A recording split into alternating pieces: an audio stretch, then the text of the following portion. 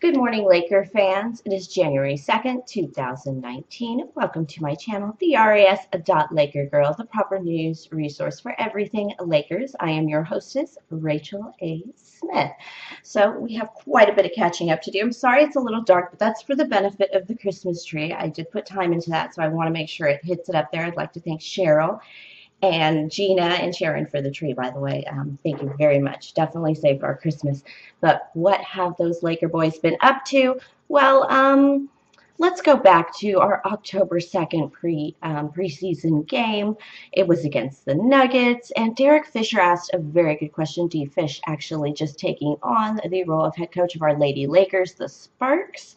But he did ask the question, how do these Lakers play with LeBron, and how do the Lakers play without LeBron? So this last week, we totally got that answer. Obviously, the season is going very well with LeBron. Lakers were sitting at 4th in the Western Conference. That's a playoff berth for sure. But we have taken a little fall without LeBron. We've had to do a little adjusting. Bron took an unfortunately slip on the court. He strained his groin.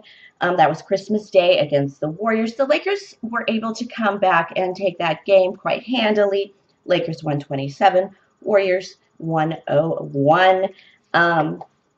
Great game for everyone. Unfortunately, Rondo put in a little too much. He had 15 points, 10 assists, 5 rebounds in 23 minutes, but he did sprain his busted finger, and he ended up having surgery later last week. I think it was Thursday. So he's out another 4 to 5 weeks, and maybe a little longer to be a little more cautious with him because he is clearly valuable.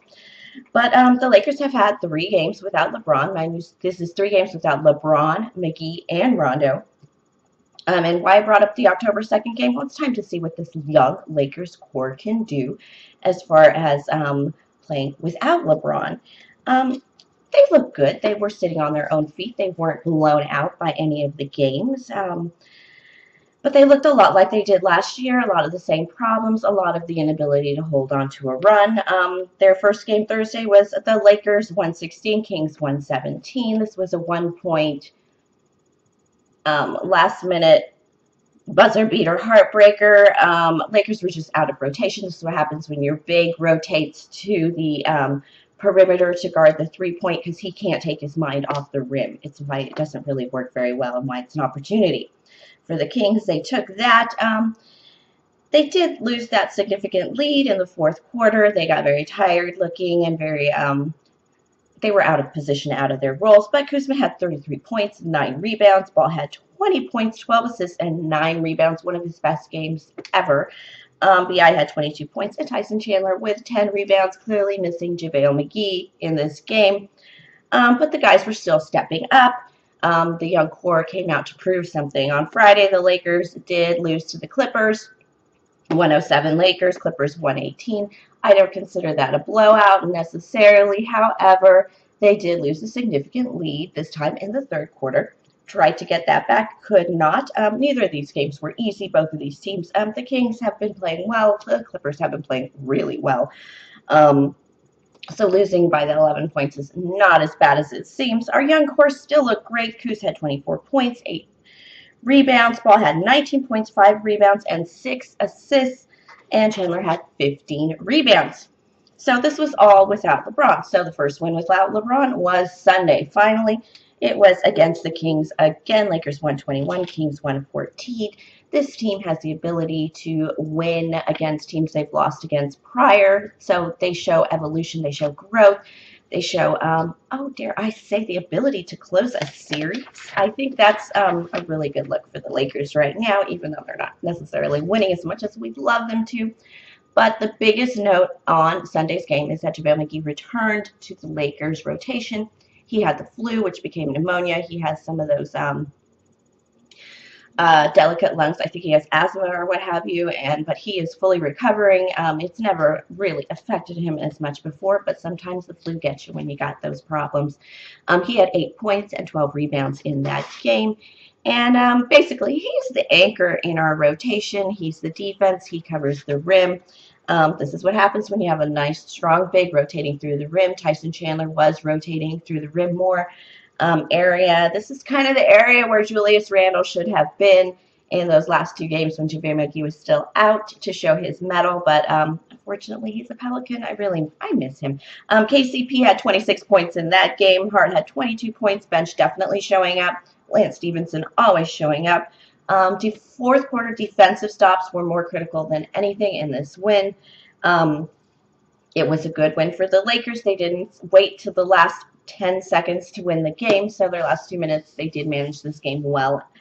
And they closed this game well, which was a very good sign. And they also showed they were wiping off some of the fleas of last year. Of course, JaVale McGee helped with that. But tonight, what do we got? The Lakers are hosting the Oklahoma City Thunder. This is a hard one. Just to let you know, the Thunder are the bison running across the plain. It's not like the Thunder. It's a little cooler. But anyway, 2018, this was a disappointing season for the OK City Thunder. They had a 48-34 record, not disrespectful at all. I think that's where the Lakers will end up this season as well. But they were outed in the first round of the playoffs. I'd like to see the Lakers go at least the second round. In the 2018 offseason, it was who cares what they drafted, who cares what happened. They re-signed Paul George. Paul George was expected to fly the coop once his contract expired at the end of the season after that big trade, tossing around players. In the prior year, they signed him to a 4-year, $136 million plus contract. There's several player options in here. He could end up closing his 7 years out in OKC for $290 million. They also signed a point guard, Dennis Schrader, 3 years, $46 million. Nice German fellow. He can surprise everyone. Paul George did call him the best backup point guard in the league. It's my puppy. He just. Other roster notables for the OK City Thunder, we have Russell Westbrook, of course, big-time scorer.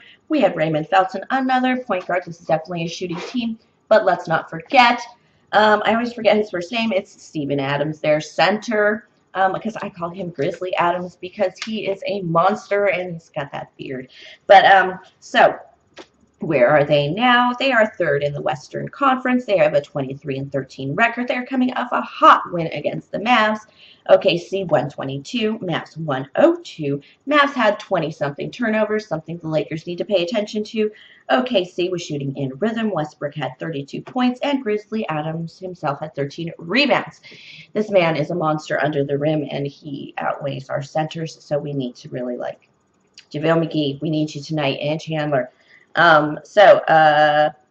Zubac did okay in the absence of Chandler and McGee, but I will tell you right now, he's not as good as they are. Clearly, he's got something to work on, but when you play with a better player, you get better. I will never forget what happened to Luke Walton's game when he played that one season with Malone. After that, Kobe said the only player he'd want his big-time winning assist from would be Luke Walton. So just remember that when you doubt the coach. But so players to contain.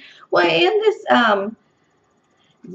so the Mavs, so the OKC played one of those home-to-home back-to-backs against the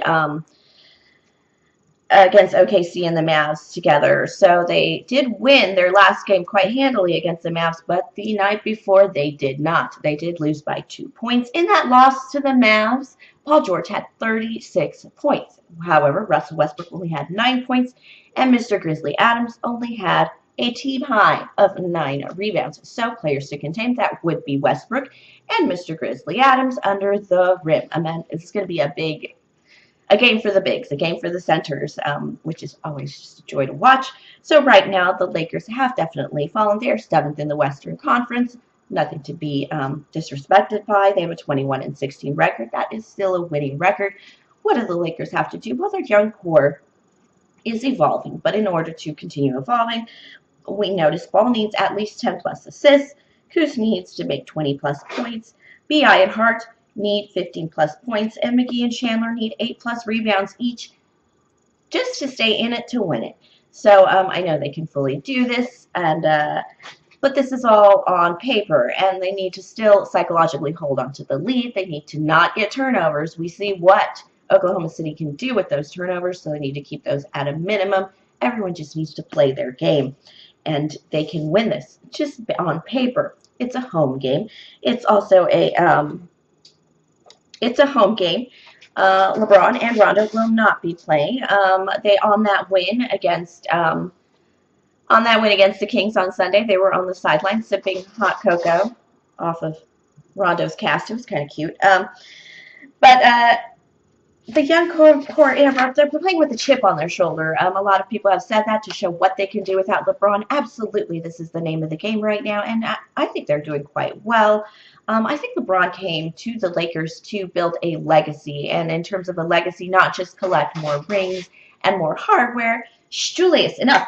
Okay, not to just collect more rings and more hardware, but actually to show that he can develop a young core talent. This team is extremely talented, just off the birth charts as far as quality game they've developed over their years as well. And so if the Laker young core and the Lakers cannot show improvement and evolution without LeBron, without Rondo, I really think that's why LeBron wanted Rondo here. But if they can't show that evolution, I think it's a fail for LeBron, even if he gets us one ring here. I think it's more important that these guys go on to be champions of their own, in their own right, based on their time with LeBron. And I really think that's the name of the game here. And like I said, Luke Walton became the passer, high-quality passer that he was, not just playing with Kobe and Gasol and what have you, but he did have that one season with Malone, the mailman, delivering the ball, as this game was, to new heights. It just expanded everyone's game, and I think a lot of the young core is working on that right now. I have a midterm feeling about these games right now without LeBron. I feel like it's a very big test for the Lakers. They're going to be doing that. This is about a one-on-one matchup, player-to-player assignments tonight. Lakers play extremely well when they do that because otherwise they tend to suck as a group or look good as a group. They need to start looking at themselves as individual players and their roles on that team and hitting their numbers. I think the Lakers have the ability to win this game. Vegas does not. The odds are not in their favor. But in the NBA, any team can win any game, any night in the NBA. And that's what's so great about the number of players, the number of teams, and how it's all put together. And I think this is going to be a great game. Keep your eye under the rim. That's going to be where a lot of this game is won. But it's going to be a really good game nonetheless. Thank you for welcoming me back and watching my show. Yeah, I got knocked down on my ass quite a few times this December, and a little humbled as well, and I need to take better care of a lot of things being on my own now. So this is just one of them, and I am back to it. So I will see you after the game, probably after the game before the next game. Thanks for watching my channel. That is the RAS.LakerGirl. Again, I am Rachel A. Smith. Thank you for watching my channel. Enjoy the game tonight, Laker fans. And, of course, good luck, my Laker boys. I love you.